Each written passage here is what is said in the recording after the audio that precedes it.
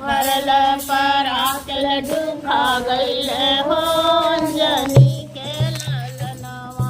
खा गईल खा गईल खा गईल हो खा गईल हो अंजनी के ललनवा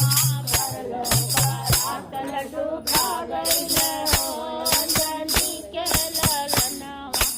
उड़ी उड़ी बैठया चोका के डरिया उड़ी उड़ी बैठया चोका के डरिया चोका के डरिया चोका के डरिया पिया तो छोटा लगाइले हो अंजनी के ललनवा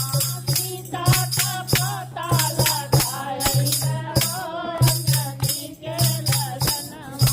भरलो परात लड्डू खा गईले हो अंजनी के ललनवा भरलो परात लड्डू खा गईले हो अंजनी के ललनवा उड़ी उड़ी बैठे रावण के भवनवा उड़ी उड़ी बैठे रावण के भवनवा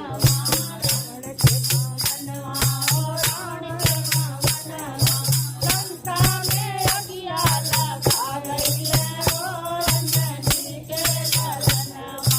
लंका में अगिया लगा गईले हो अंजनी के ललनवा भरलो परात लड्डू खा गईले हो अंजनी के ललनवा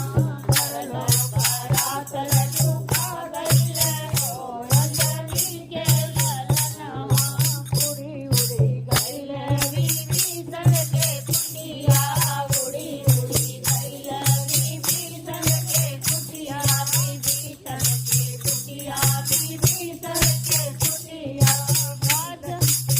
विभीषण के